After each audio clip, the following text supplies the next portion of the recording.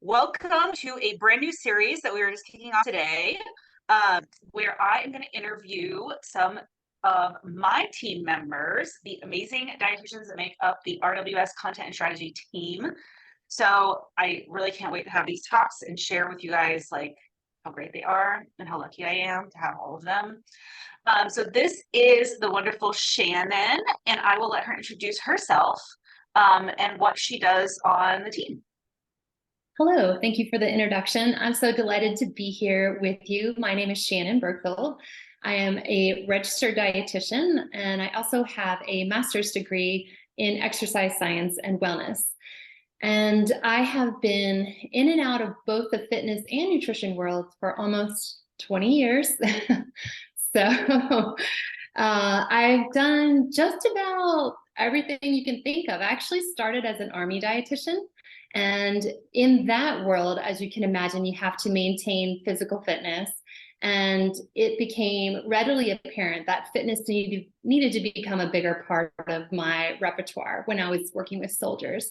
And so they afforded me the opportunity to go to the Cooper Fitness Institute and become a personal trainer, and I caught the bug. And after that, I got my master's degree, and I've done everything from personal training to group fitness instruction to one-on-one counseling. And now I do a lot of fitness writing for RWS. Awesome. So as a dietitian, you had a practice, or you still have a practice, right? Where you kind of pair the fitness and the nutrition piece together and help women kind of work through that. So can you talk a little bit about that whole thing? Sure. I firmly believe that fitness and nutrition are inextricably linked. And so even as someone who talks about it daily, writes about it somewhat daily, I find it challenging because it's easy to just focus on what I'm eating and meal prepping and getting into the routine, and then realize that the fitness component might be slipping a little bit. And especially when you layer on other obligations like being a mom and getting your kids to all the various activities. And I try to practice what I preach. I will say that fitness is not only foundational for me from a physical aspect, but in terms of my own mental and emotional health, it is hugely beneficial. So even on the days where I have a lot going on in my personal life and I maybe have a couple deadlines going on that week, I always make sure that I make time for fitness, even if it's just 7 minutes a day.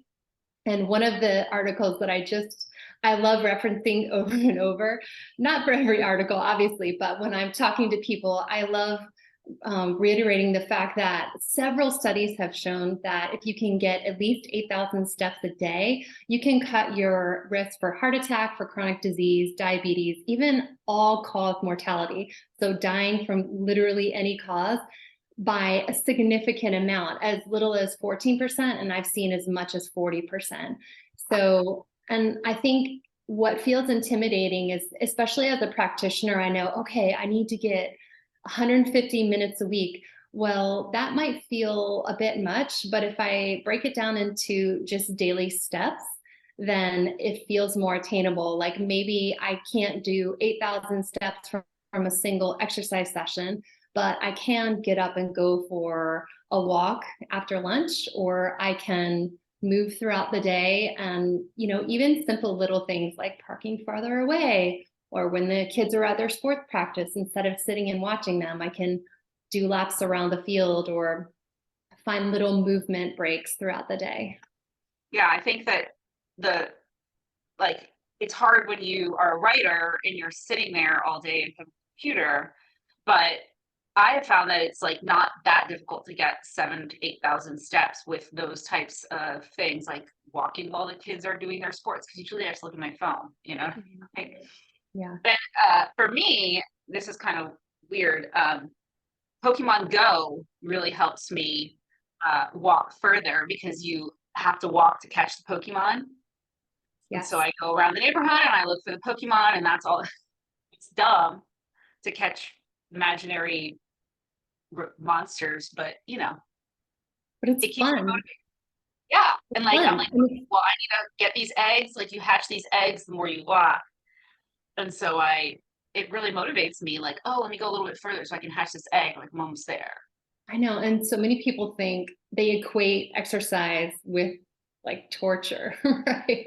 Like, oh, I've got to go do this and it's not going to be any fun. Well, if you can incorporate any kind of fun into your exercise, you're going to be more likely to stick with it. You're going to be more likely to, like you said, continue on in the workout. And especially from a writing perspective, it's moderate intensity exercise. So something like walking is hugely beneficial from a cognitive standpoint.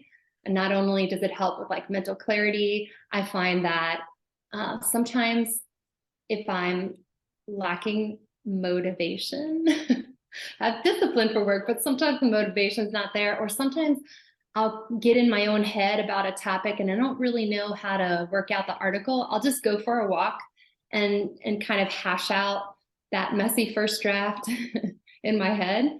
And I find that when I sit down, I'm much more able to focus and also short-term memory improves. So I can usually recall what I do, what the outlines that I come up with on my walk. So I move a lot when I'm writing, which sounds counterintuitive, and even I'll use voice messaging on my phone.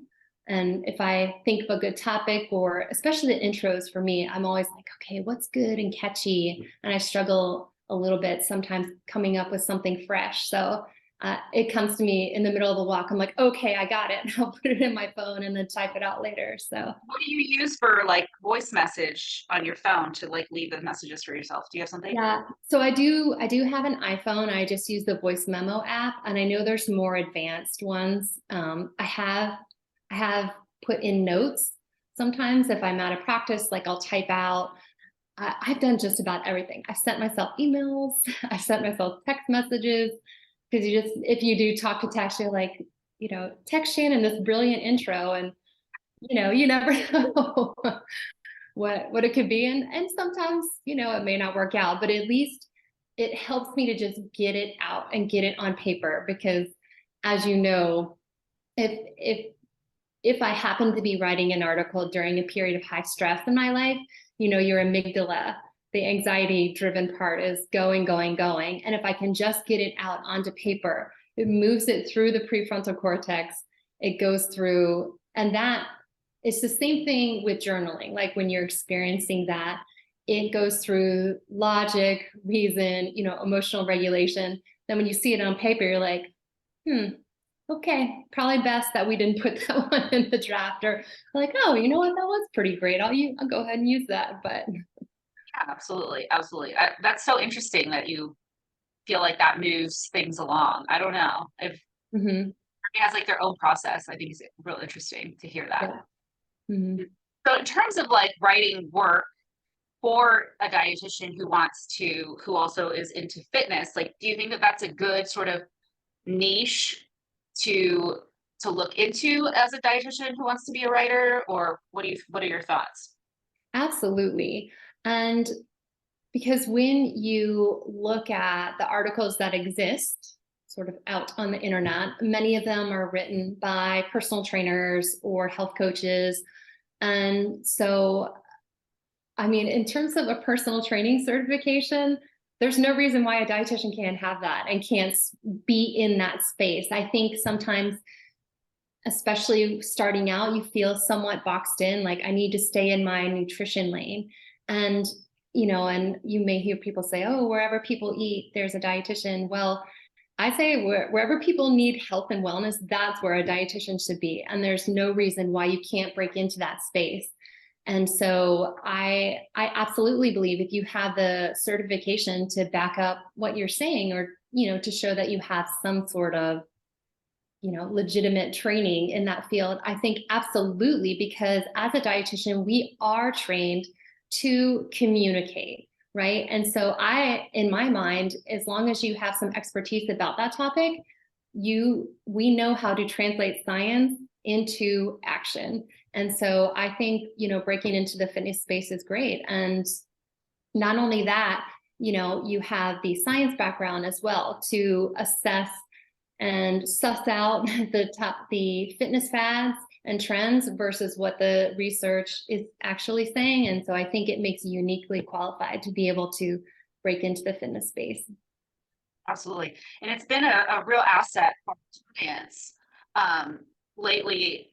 I mean, ironically, I think since you came on really officially onto the team, we've had more requests for fitness stuff, which we hadn't had before. But like I didn't really push it, but it was just like they felt your energy here. And then they were like, oh, we need fitness because we know you have Shannan. But it's been interesting that it's been primarily our supplement clients who have wanted a variety of content on fitness, and some of it has nutrition aspects to it, but I don't think all of it has. Right? I know that it's one of those things where I don't think I would have thought that's where the business would have come from. But since it does, it makes total sense to me. I don't know if that makes any sense. It's like, oh, well, right, because these are health seekers, right? These are people, that is their clientele. These are people who are trying to get fit. And more often than not, they're probably hearing about supplements from trainers, from the gym, the types of environments that they're hearing about these sort of things. It seems like a natural fit to me. Yeah, absolutely. So I think that if you're a dietitian who has a passion for fitness or has that certification in personal training, or like you have a master's degree related to fitness as well, like I think that proposing some of those topics to health and wellness companies is not a bad idea if that's something you want to do. So anyway, thank you so much, Shannan. We're trying to keep these real brief because I don't know, I don't like watching long videos personally, so we're just keep them short, but I appreciate your time. And if anyone is looking for an amazing fitness writer, could also incorporate all the science and the nutrition and all the great things that Shannan can do, don't hesitate to reach out to our team.